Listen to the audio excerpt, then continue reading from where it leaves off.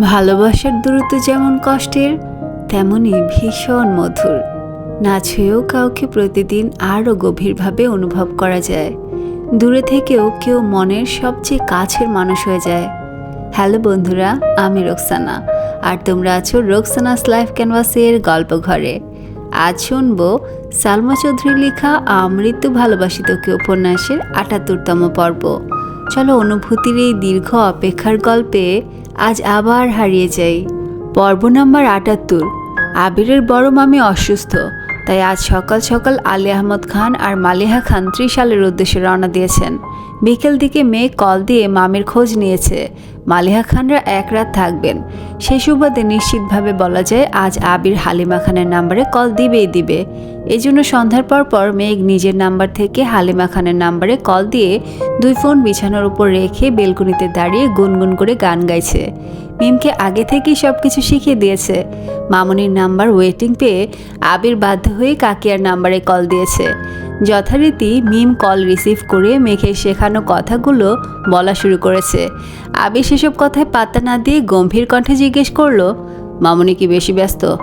মিমের সরল স্বীকারোক্তি, মামুনি সম্পূর্ণ ফ্রি, আম্মুর সঙ্গে গল্প করছেন। কেন ভাইয়া? আবির ভ্রু গুটিয়ে ভারী কণ্ঠে প্রশ্ন করলো, মামুনির ফোন ওয়েটিং কেন? ও আচ্ছা, মামুনির ফোন দিয়ে আপু কার সঙ্গে যেন কথা বলতেছে। আবির তড়িৎ গতিতে বলে উঠলো, 30 মিনিট যাবত ওয়েটিং। এত সময় ধরে কার সাথে কথা বলছে? আমি জানি না, আমাকে বিরক্ত করতে নিষেধ করেছে। আবির কপাল কুঁচকালো, মুহূর্তেই চেহারা অন্ধকার হয়ে গেছে। ঢোক গিলে নিজেকে সংযত করে ধীর কণ্ঠে বলল, ফোনটা মামুনি না হয় কাকিয়াকে দে। ঠিক আছে।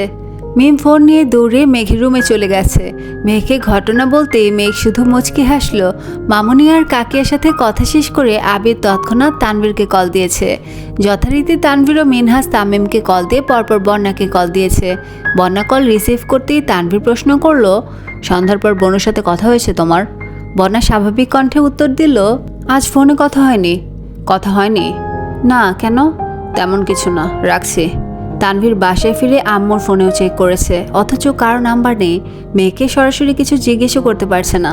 আলী আহমদ খান আর মালিহা খান এক রাত থেকে পরদিনই বাসায় চলে আসছেন। আলী আহমদ খান বাসায় ফিরে বিকেল থেকে মন খারাপ করে সোফায় বসে আছেন। মালিহা খান শান্তস্বরে জিজ্ঞেস করলেন, আপনার কি শরীর খারাপ? আলী আহমদ খান এপাশ ওপাশ মাথা নাড়লেন। মোজাম্মেল খান নিজের রুম থেকে বেরিয়ে আসতে আসতে বললেন, ভাবি, ভাইজানের শরীর নয়, মন খারাপ। এই মন আর ভালো হবে না। মালিহা খান উদ্বিগ্ন কণ্ঠে শুধালেন, কেন, কি হয়েছে? মোজাম্মেল খান ঠাট্টা স্বরে বললেন, ভাইজান ভাবিকে বলবো। আলী আহমদ খান গম্ভীর কণ্ঠে হুঙ্কার দিতে মোজাম্মেল খান থেমে গেছেন। মোজাম্মেল খান হালিমা খানকে উদ্দেশ্য করে বললেন, 2 কাপ চা দিও। মেঘ সিঁড়ি দিয়ে নামতে নামতে আহ্লাদি কণ্ঠে বলল, আব্বু, চা আমি করি। মোজাম্মেল খান আর আলী আহমদ খান দুজনেই একসঙ্গে মেঘের দিকে তাকালেন। আলী আহমদ খান ঠান্ডা কণ্ঠে বললেন, চা করতে পারবা? পারবো। মোজাম্মেল খান রাশভারী কণ্ঠে বলে উঠলেন, আমার মেয়ের হাতের রান্না খাওয়ার পর সামান্য চা নিয়ে ডাউট করা শোভা পায় না। আমার মেয়ে সব পারবে, প্রয়োজন আমি শিখিয়ে দিব। আলী আহমদ খান শুকনো গলায় কেশে উঠলেন। আব্বুর ওভার কনফিডেন্স দেখে মেঘ মৃদু হেসে রান্নাঘরে চলে গেছে। আলী আহমদ খান মেকিস্বরে বললেন, তুই রান্না শিখাবি? হ্যাঁ, ঠিক আছে, তাহলে আগে তুই বল, চিংড়ি মাছের মালাইকারি কিভাবে রান্না করে? মোজাম্মেল খান ঝটপট উত্তর দিলেন, জানি না। আলী আহমদ খান আবারও প্রশ্ন করলেন, পায়েস তো রান্না করতে পারবি নাকি? পারবো না। আলী আহমদ খান তপ্তস্বরে জিজ্ঞেস করলেন, এই জীবনে শখেও কোনো দিন রান্নাঘরে পা রাখছিলি? মোজাম্মেল খান মুখ ফুলিয়ে শ্বাস ছেড়ে বললেন, আমি না হয় জীবনেও পা রাখিনি, গত 20 বছরে তুমি পা রেখেছ। এর মধ্যে মেঘ 2 কাপ চা নিয়ে আসছে। আলী আহমদ খান চায়ে চুমুক দিয়ে ভারী কণ্ঠে বললেন, আমাকে তো তোর ভাবি রান্নাঘরে ঢুকতে দেয় না। তাছাড়া আমি গত 20 বছর পা না রাখলেও রান্না সম্পর্কে তোর মতো অজ্ঞ না। খুব তো বলছিস তোর মেয়েকে তুই রান্না শেখাবি, সামান্য পায়েসের রেসিপি বলতে পারিস না, আবার সব শেখাবি। মোজাম্মেল খান রাগী স্বরে বললেন, তুমি বলো তাহলে। আলী আহমদ খান গুরুভার কণ্ঠে বলে উঠলেন, তুই কি কোনোভাবে আমায় চ্যালেঞ্জ করছিস? হ্যাঁ, করছি। আব্বু আর বড় আব্বুর কথোপকথনের মাঝে মেঘ থাওয়া হয়ে দাঁড়িয়ে আছে। 2-3 বার থামানোর চেষ্টাও করেছে, কিন্তু থামাতে পারেনি। মালিহা খান নিজেও ব্যর্থ হয়েছেন। আলী আহমদ খান আচমকা বসা থেকে উঠে মোজাম্মেল খানকে উদ্দেশ্য করে বললেন, আমি মুখের কথায় বিশ্বাসী না, তুই অপেক্ষা কর, রান্না করে তোর সামনে হাজির করব। হালিমা খান, মালিহা খান আর মেঘ তিনজনই আশ্চর্য নয়নে তাকিয়ে আছে। আলী আহমদ খান মেঘকে উদ্দেশ্য করে বললেন, চলো আজ আমি তোমাকে দিক নির্দেশনা দিব, যেভাবেই হোক তোমার আব্বুকে চ্যালেঞ্জে হারাতেই হবে। মালিহা খান উদ্বিগ্ন কণ্ঠে বলে উঠলেন, দয়া করে আমার সাজানো রান্নাঘরটাকে ছেড়ে দেন, পায়েস আমি করে দিচ্ছি। আলী আহমদ খান উদাস কণ্ঠে বলে উঠলেন, তুমিও আমায় ভরসা করো না। মালিহা খান উত্তর খুঁজে পেলেন না। একবার উপর নিচ মাথা নাড়ছেন, আবার এপাশ ওপাশ মাথা নাড়ছেন। যত যাই হোক, পুরুষ মানুষ রান্নাঘরে গেলে সেই রান্নাঘরে নাজেহাল অবস্থা হতে বাধ্য।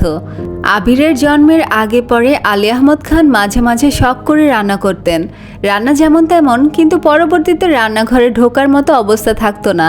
তার জন্য এক পর্যায়ে বিরক্ত হয়ে মালিহা খান খুব করে অনুরোধ করেছেন যাতে আলী আহমদ খান রান্নাঘরে পা না রাখেন। সেই থেকে আলী আহমদ খান রান্নাঘরে পা রাখেন না। এত বছর পর ছোট ভাইয়ের সাথে চ্যালেঞ্জ নিয়ে রান্নাঘরে ঢুকছেন। তবে আজ রান্না মেঘ করবে, উনি কেবল মেঘকে সাহায্য করবেন। এর মধ্যে হালিমা খান তানভীরকে কল দিয়ে জানিয়েছে আলী আহমদ খান নিজেই ফ্রিজ থেকে চিংড়ি মাছ, দুধ সহ প্রয়োজনীয় সরঞ্জাম বের করেছেন। এদিকে ভয়ে মেঘের হাত পা ঠান্ডা হয়ে যাচ্ছে। আলী আহমদ খান মানেই আতঙ্ক। আব্বুর থেকেও মেঘ বড় আব্বুকে বেশি ভয় পায়। রান্নায় গন্ডগোল করলে আজ মেঘের খবরই আছে। এই ভয়ে বারবার ঢোক গিলছে। কিছুক্ষণের মধ্যে তানভীর আসছে। হালিমা খান, মালিহা খান দূরে দাঁড়িয়ে দাঁড়িয়ে মেঘের কর্মকাণ্ড দেখছেন। তানভীর রান্নাঘরের সামনে দাঁড়িয়ে মৃদুস্বরে বলল, আমি কি কোনোভাবে সাহায্য করতে পারি? আলী আহমদ খান রাগী স্বরে বললেন, তোমার আব্বু পাঠিয়েছে নাকি? না না, সাহায্য লাগবে না। তানভীর ঠোঁট চেপে হাসছে আর ফোন দিয়ে ভিডিও করছে। মোজাম্মেল খান সোফায় বসে আছেন। ঘণ্টাখানেক পর আবির কল দিয়েছে। কল রিসিভ করতেই আবির বলে উঠল, আসসালামু আলাইকুম চাচু, প্রজেক্টের কিছু ডিটেলস লাগতো, আগামীকাল সকালের মধ্যে দিলে ভালো হতো। মোজাম্মেল খান ঠাট্টা স্বরে বললেন, ওয়ালাইকুম আসসালাম, প্রজেক্ট নিয়ে পরে ভাবা যাবে, আপাতত ভিডিও কল দাও। আবির ভ্রুকুচকে ভারী কণ্ঠে জিজ্ঞেস করলো, ভিডিও কল কেন? আরে দাও আগে। সচরাচর মোজাম্মেল খানের সাথে ভিডিও কলে কথা হয় না বললেই চলে। প্রয়োজনে 2 থেকে 4 মিনিট ফোনে কথা বলে। আবির ভয়ে ভয়ে ভিডিও কল দিল। মোজাম্মেল খান কল রিসিভ করে হাসতে হাসতে বললেন, তোমার আব্বুর মাথা নষ্ট হয়ে গেছে, দাঁড়াও দেখাচ্ছি। আবির ভ্রুকুচকে সূক্ষ্মতে তাকিয়ে আছে। চাচুর কথার মাথা মুন্ডু কিছু বুঝতে পারছে না। মোজাম্মেল খান রান্নাঘরের কাছে গিয়ে ফোন ওদের দিকে ঘুরিয়ে হাসতে শুরু করেছেন। আলী আহমদ খান আবিরকে এক নজর দেখে শক্ত কণ্ঠে বললেন, তোমার চাচু আমায় চ্যালেঞ্জ দিয়েছে, আমি নাকি রান্না পারি না। আবির শুকনো গলায় ঢোক গিলে ধীর কণ্ঠে বলল, আপনার শরীরের অবস্থা খুব একটা ভালো না, তার মধ্যে আজই এতটা পথ জার্নি করে আসছেন, এই অবস্থায় এসব চ্যালেঞ্জের কোনো মানে হয় না।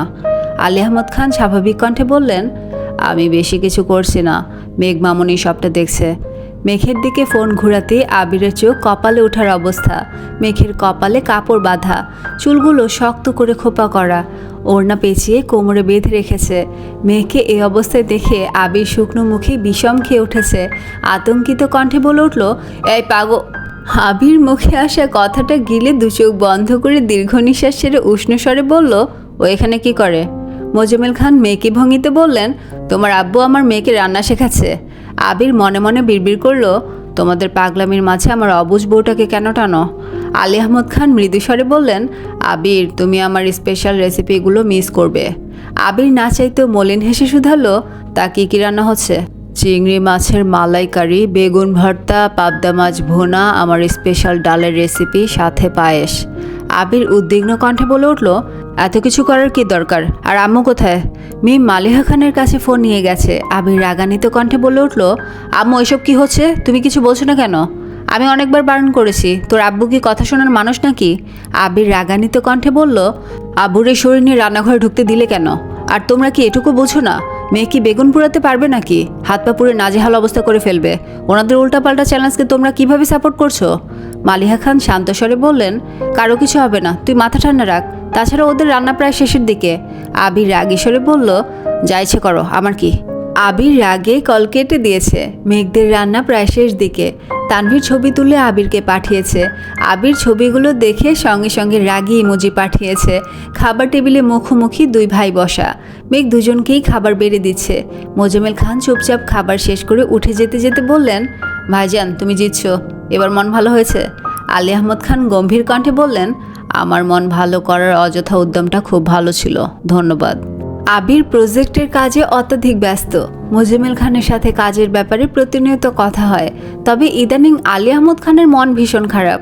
বাড়িতে কিংবা অফিসে কোথাও কারোর সাথে বেশি কথা বলেন না। তানভীর নিজের কাজের পাশাপাশি সময় পেলে মাঝে মধ্যেই আবিরের অফিসে যায়। রাকিব আর রাসেলকে যতটা সম্ভব সহযোগিতা করে। বিগত 7 বছরের ন্যায় বর্তমানে আবির ব্যতীত খানবাড়ির পরিবেশ ততটা নিস্তব্ধ নয়। 1.5 বছরেরও বেশি সময় আবির বাসায় থাকাতে সবার সঙ্গে সম্পর্ক বেশ মজবুত হয়েছে।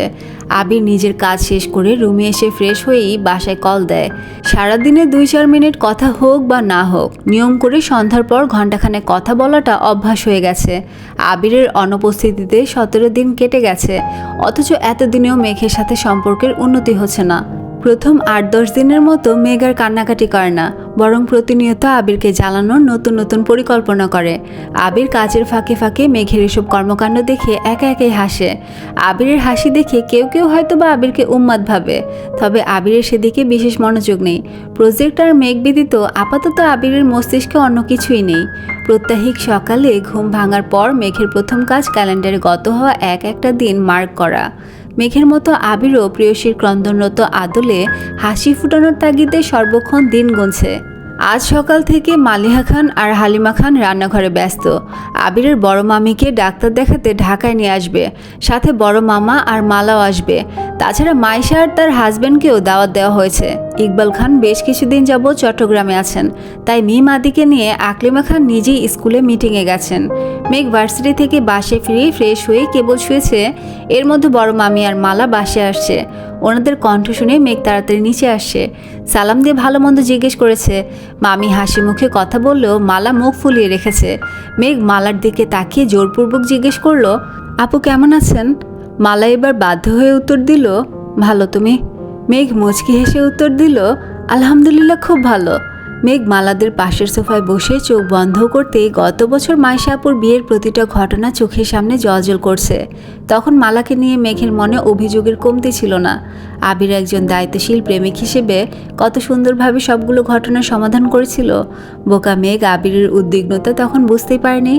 মাইশা আপুর গায়ে হলুদের দিন সকালে মেঘের উন্মুক্ত পৃষ্ঠে আবিরের হাতের স্পর্শের কথা মনে পড়তেই মেঘের শরীরের সব লোম দাঁড়িয়ে গেছে, সেই সঙ্গে শরীর ঝাঁকুনি দিয়ে উঠেছে। আবিরকে দেখার জন্য মনটা আনচান করছে। মেঘ চোখ মেলে দীর্ঘশ্বাস ছাড়ল। মালা আর চোখে মেঘকে দেখছে। মেঘের পরনে একটা সাদা মাঠা 3 পিস, বিনুনি করা চুলগুলো কোমর ছাড়িয়েছে। সামনের দিকে ছোট ছোট চুলে কপাল ঢেকে আছে। ক্লাসে যাওয়ার আগে দেয়া গোলাপি রঙের লিপস্টিকের অল্প স্বল্প এখনও ঠোঁটে লেগে আছে।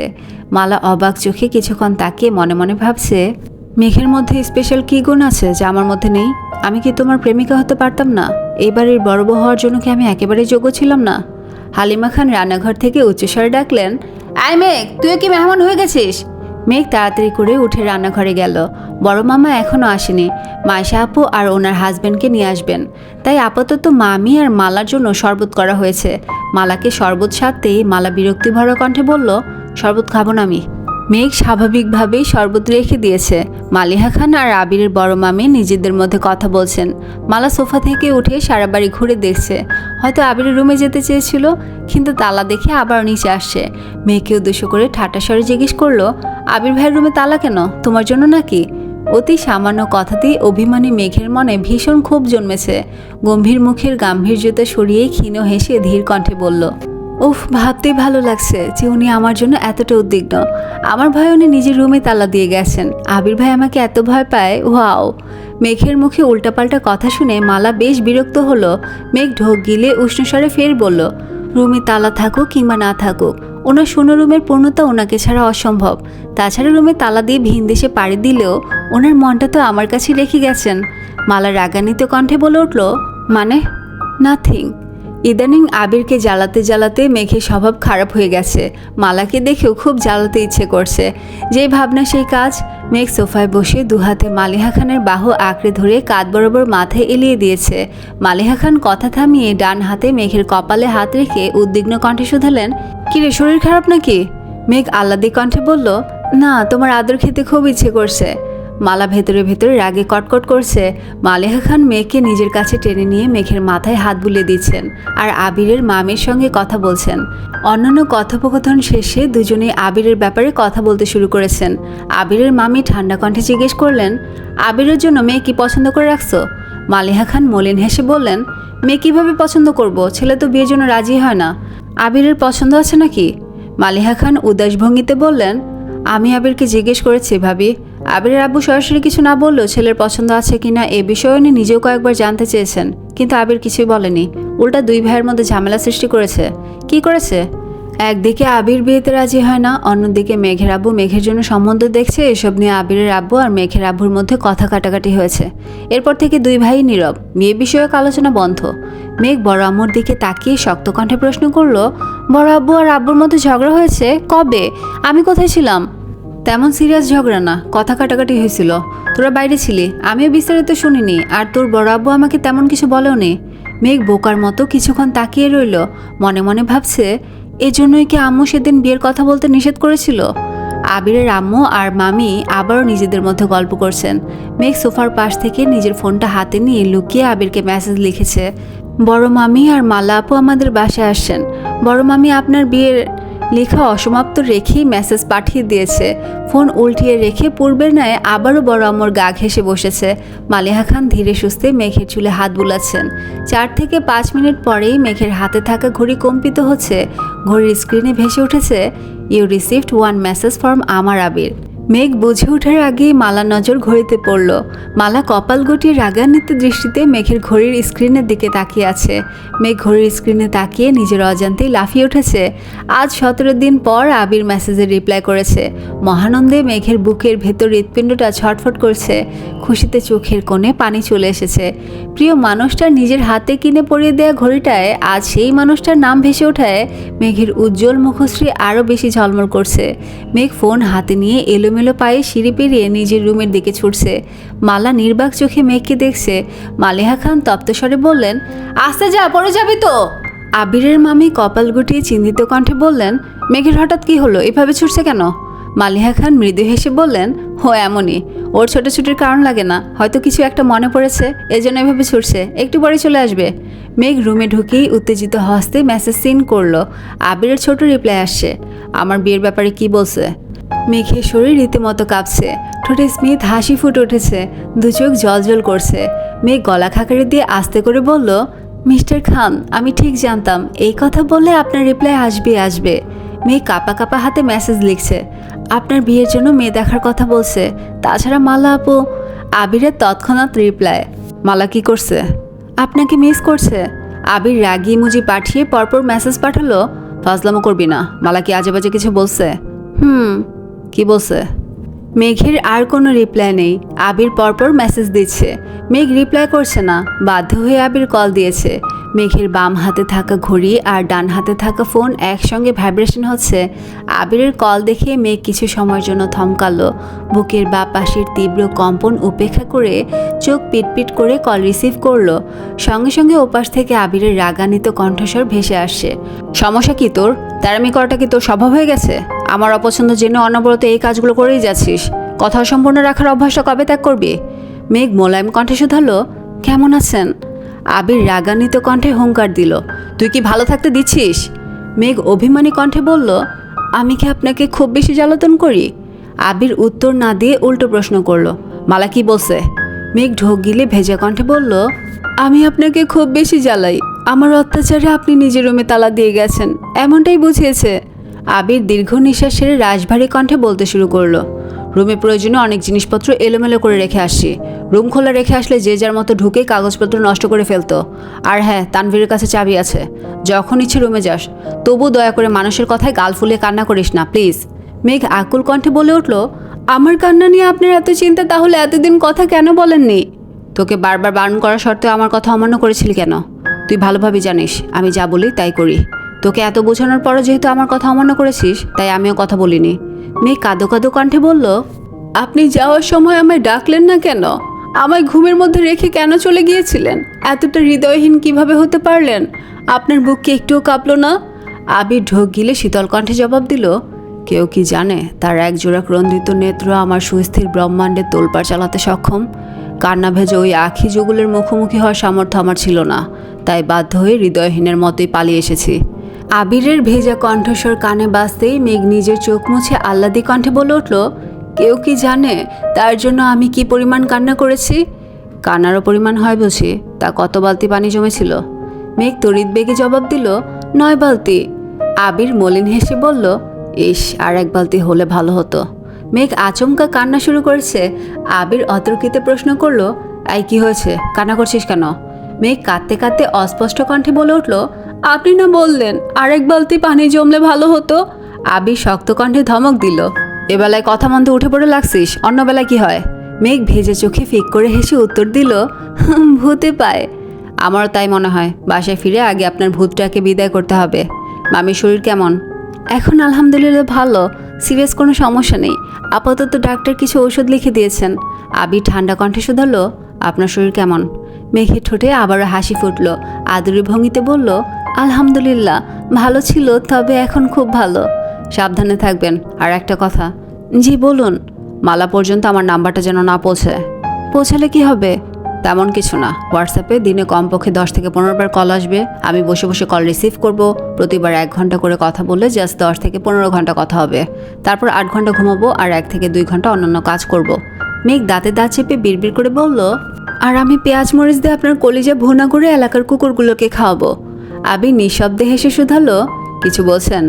মেঘ দাঁতে দাঁত চেপে রাগী স্বরে জবাব দিল, বলছিলাম মাত্র 15 ঘন্টা কেন কথা বলবেন? বলে পুরো 24 ঘন্টায় কথা বলিয়েন, ঠিক আছে? আবির এবার শব্দ করে হাসলো। পরপর উদ্বিগ্ন কণ্ঠে বলে উঠল, মনে হচ্ছে কিছু পড়তেছে। আমি এখান থেকে পুরোপুরো গন্ধ পাচ্ছি। কি পড়ছে? মেঘ রাগান্বিত কণ্ঠে জবাব দিল, আপনার নাকে একটু বেশি অ্যাডভান্স। কলেজে ভুনা এখনো বসায়নি, ওয়েট একটু পর বসাবো। জিভ দিয়ে ঠোঁট ভিজিয়ে আবির মৃদুস্বরে বলল, ম্যাম কলেজে ভুনায় মনে করে লবণ দিয়েন। মেঘ ফোঁস করে উঠল, আরও বেশি টেস্ট করতে একটু বিষও দিব নে। বলেই মেঘ কল কেটে দিয়েছে। রাগে ফোঁস করছে। আবিরের হাসি থামছে না। হাসতে হাসতে বিছানায় হেলান দিয়ে বসেছে। আজ অফ ডে বলে আবিরের কাজের তেমন চাপ নেই। নিজেকে নিয়ন্ত্রণ করে খানিক বাদে আবারও মেঘকে কল দিল। কল বাজতে বাজতে শেষ পর্যায়ে মেঘ কল রিসিভ করলো। সঙ্গে সঙ্গে আবির মোলায়েম কণ্ঠে ডাকলো, ম্যাম। মেঘ নিশ্চুপ। আবির আদুরে কণ্ঠে আবারও ডাকলো, ম্যাম। আবিরের কণ্ঠে আদুরে ডাক শুনে মেঘের বুকের ভেতরের ধুকপুকানি বেড়ে গেছে। মন খারাপ, রাগ, অভিমান, খারাপ লাগা মুহূর্তে সব উধাও। অনুভূতিদের পাশ কাটিয়ে মেঘ কাট গলায় প্রশ্ন করলো, কিছু বলবেন? বলুন। বলছিলাম রান্নার টেস্ট বাড়াতে বিষটা ব্যবহার না করলে হয় না? বিষ ব্যবহার করলে কি হবে? না মানে কেউ লবণ চেক করতে গেলে তো সাড়ে সর্বনাশ হয়ে যাবে। মেঘ রাগে ফুঁসতে বলল, আপনি এসব বলতে আবারও কল দিয়েছেন, রাখছি আমি। আবির তড়িৎ বেগে ডাকলো, শোনো। আবিরের মুখে তুমি সম্বোধন শোনা মাত্রই মেঘের দুচোখ প্রশস্ত হয়ে গেছে। মুহূর্তেই শ্বাস থেমে গেছে। হতভম্ব মেঘের মস্তিষ্কে অনুভূতিদের তোলপাড় চলছে। চোখের পাতায় জল করছে আবিরের হাস্যজ্জ্বল আদলখানা। দূর কাঁপছে বুক। চোখে মুখে রাগের রেশ মাত্র নেই। আবির তৎক্ষণাৎ ঠান্ডা কণ্ঠে বলল, অতি সামান্য কারণে যেভাবে রেগে যান, ভবিষ্যতে কি হবে ম্যাম? মেঘ চোখ কুঁচকে জানতে চাইল, কি হবে? সদা আশঙ্কাজনক পরিস্থিতিতে থাকতে হবে। আবির চটজলদি গম্ভীর কণ্ঠে বলে উঠল, আবারও বলছি, মালা পর্যন্ত আমার নাম্বার পৌঁছালে সব দায়ভার আপনার, মনে থাকে যেন। মেঘ চিন্তিত কণ্ঠে শুধালো, বড় আম্মুর থেকে নাম্বার নিয়ে নিলে? আমি আম্মুকে বারণ করেছি, আম্মু কাউকে নাম্বার দিবে না। অন্য কারো কাছে নাম্বার চাওয়ার সাহস মালার হবে না। একমাত্র আপনি আছেন, অনুগ্রহ করে আপনিও দিবেন না। ও আচ্ছা, এই জন্যই বড় আম্মু আমাকে নাম্বার দিচ্ছিল না। তাতে কি, আমি তো নাম্বার দেখেই মুখস্থ করে ফেলেছি। আমি কারোর নাম উল্লেখ করিনি, তাই আম্মু বুঝতে পারেনি। আপনি যে নাম্বার মুখস্থ করার পাবলিক এটা আমি জানি। তাছাড়া আমি নিজেই আপনাকে কল দিতাম, কিন্তু আপনার অসুস্থতার কথা শুনে। কোনো ব্যাপার না, কিন্তু মালা আপু আমার কাছে নাম্বার চাইলে কি বলবো? এটা আমার শিখিয়ে দিতে হবে? না একদম না, এখন রাখি। আচ্ছা। মেঘ ফের বলল, শুনুন। জি ম্যাম বলুন। রাতে কল দিলে রিসিভ করবেন নাকি আবার রাগ করে বসে থাকবেন? আবির কপাল গুটিয়ে মৃদুস্বরে বলল, ফ্রি হয়ে মেসেজ দিন। আর একটা কথা। মেঘ কাপা গলায় আস্তে করে বলল, মেসেও। বলেই কল কেটে দিয়েছে। আবির মলিন হেসে ফোনের স্ক্রিনে তাকালো। মেঘের শাড়ি পরা একটা ছবি ফোনের ওয়ালপেপারে দেয়া। আবির অপলক দৃষ্টিতে ছবিটার দিকে তাকিয়ে আছে। অতর্কিতে হাসি থামিয়ে কম্পিত কণ্ঠে বলল, my dear sparrow, I feel empty without you. কথা শেষ করে মেঘ আবার নিচে নামলো। ততক্ষণে মাইশারা চলে আসছে। মাইশাকে দেখেই মেঘ ছুটে গেল। মাইশা হালকা রঙের একটা জামদানি শাড়ি পরে এসেছে। 4 মাসের অন্তঃসত্ত্বা হয়, আগের থেকেও বেশ কিউট লাগছে। মেঘ আপুকে ভালোভাবে পরখ করে আহ্লাদি কণ্ঠে বলল, ভাইয়া আপু, ভাগ্না অথবা ভাগ্নিকে সর্বপ্রথম আমি কোলে নিতে চাই। আদির পরে আমি এখনও কোনো ছোট বাবুকে কাছ থেকে দেখিনি। আমাকে জানাবেন প্লিজ। মাইশা আর তার হাজবেন্ড একসঙ্গে হেসে উঠল। ভাইয়া বললেন, ইনশাল্লাহ বাবুকে প্রথমেই তোমার কোলে দিব। ইনশাল্লাহ। এই ছিল আজকের আমৃত্যু ভালোবাসি তোকে উপন্যাসের ৭৮তম পর্ব। দূরত্ব সবসময় বিচ্ছেদ নয়, কখনো কখনো এটাই বুঝিয়ে দেয় কে সত্যিই হৃদয়ে জায়গা করে নিয়েছে। অপেক্ষারও আলাদা একটা সৌন্দর্য আছে। ভিডিওটি ভালো লাগলে অবশ্যই লাইক, কমেন্ট ও শেয়ার করে দিও। পরবর্তী অধ্যায়গুলো শুনতে চাইলে চ্যানেলটি সাবস্ক্রাইব করে পাশে থাকা বেল আইকনটি অন করে রাখো। আজকের মতো বিদায় নিচ্ছি, কিন্তু গল্পটা এখনও হাঁটছে তোমার অনুভূতির ভেতর দিয়ে। আবার দেখা হবে আরও এক টুকরো না বলা ভালোবাসা নিয়ে। ততক্ষণ পর্যন্ত ভালো থেকো, সুস্থ থেকো, নিজের যত্ন নিও। আল্লাহ হাফিজ।